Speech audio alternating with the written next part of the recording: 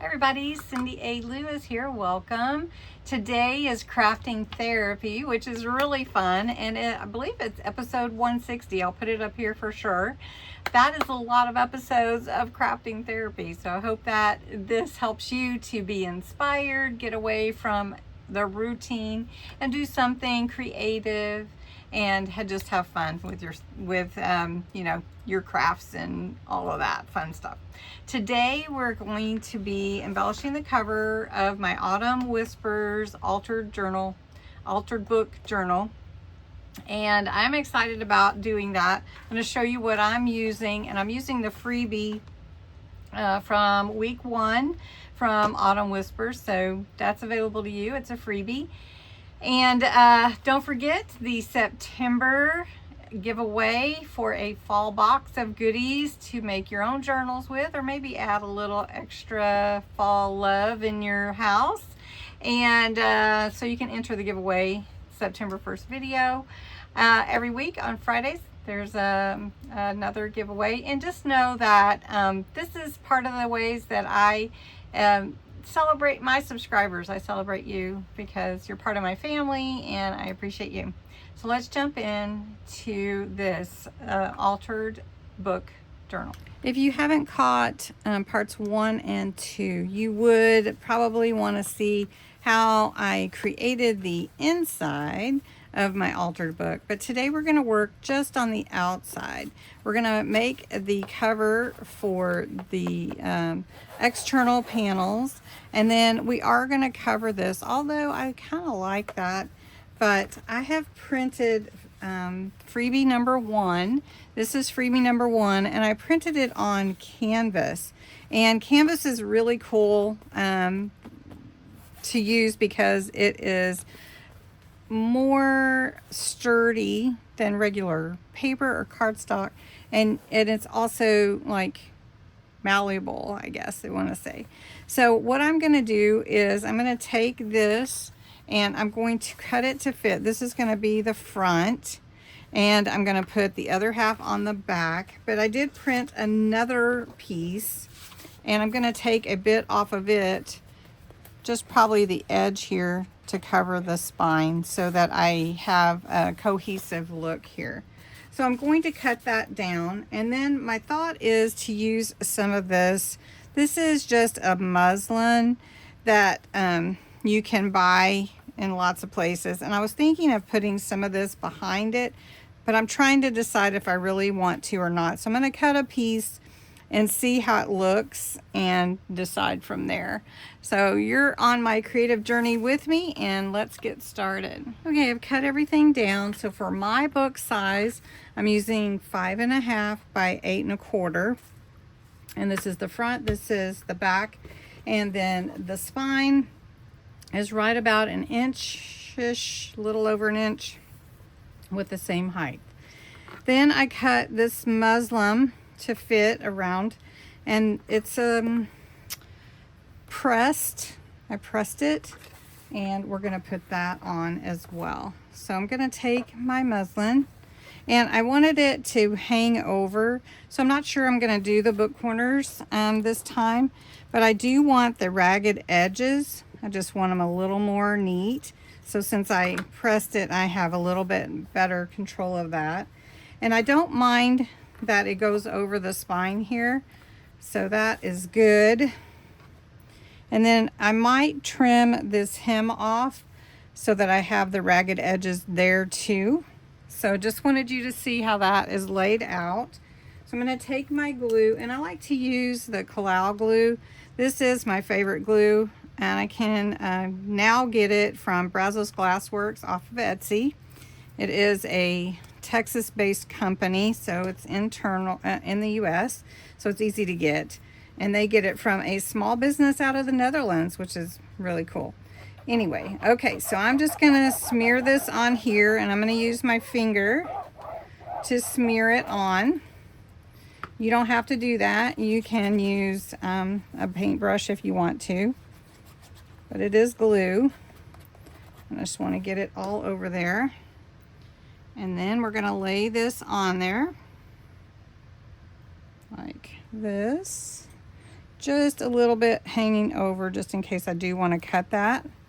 And I'm just stretching it on here. So I'm just covering this because I want to have a little something underneath the canvas, but you wouldn't have to. I just want this kind of frayed look. So for the spine, I am going to carry this over. I'm not going to cut it off, and it's going to be anyway, it's going to be covered up mostly, but I do want to see it. So pushing that over there. Now I am going to trim this part off. All right, now I'm going to flip it over and add this to the side here. And again, I am wanting some of it to show on my the outer edges. So I think I've cut it just about right. And again, I'm just going to smear with my fingers and just kind of get it as even as I can. Okay, and then I'm going to take this piece and just pull it over the best that I can. Now this is a muslin that I got, I think I got it off of Amazon, and it's designed or presented as something you use for covering tables. But I like maybe it's not a muslin, but anyway, that's kind of how I'm using it.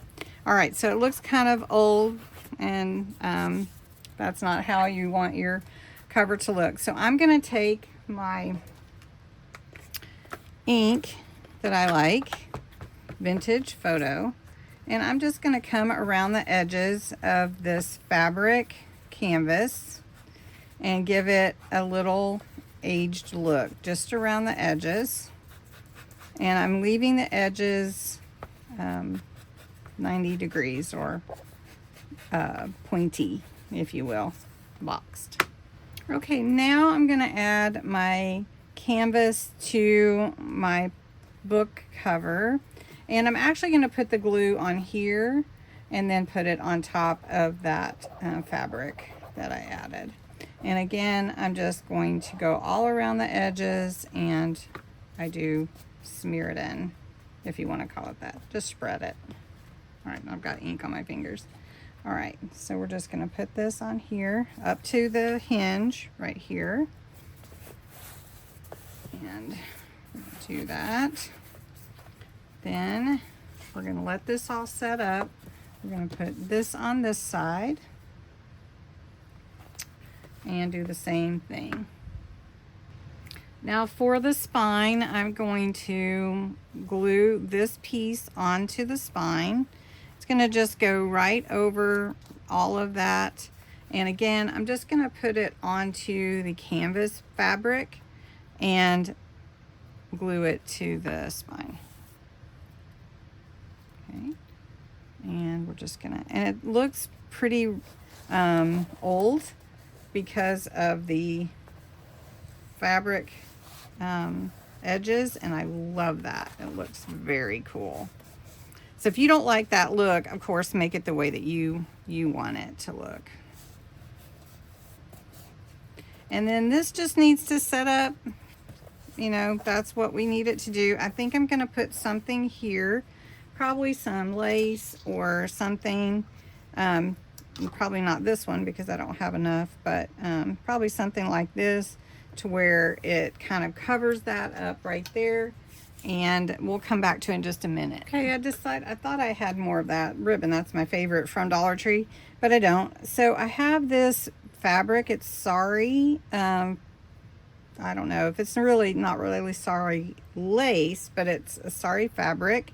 And I think I'm going to use that because it looks like fall leaves to me. So I'm just gonna, I know it will cover up a little bit of my canvas and my print out, but that's okay, I think. So we're gonna put it right here on the edge. And I really like that. That is so pretty. I hope you like it. All right, so then we're going to take another piece and we're going to put it right here on this edge. I'm going to make sure I have the right side. I think this is actually the right side. And we're going to do the same thing. And it does look a little torn and old, but that's really kind of the look I'm going for, so works out perfectly. So we've got this here. I'm going to trim up this little bit there. I'm going to put a little more here so that I can make sure that glues down. Trim this on the bottom. Nice. This is such pretty sari fabric. If you want any sari fabric, I go to Amore Fabrics on Etsy, and she sells like packages of them, little goodie bags, and you will love her. So, all right, I am going to add this title plate. I'm going to have to punch a couple of holes so my brads will show through here. We'll have to fix that on the inside, but I wanted to leave the inside pretty much the same, so we could just put maybe a pocket up here on the top corner, and that would be easy to do. So all I'm going to do is I'm going to use my Crop-A-Dile to punch my holes. It's just the easiest way to do it, but you could use your awl as well. And all I have to do is find out where I want them and try to get that as straight as possible, or I can use my ruler and do that. But I'm kind of just like it to figure out where I want it like this. And then I have my 2 holes here.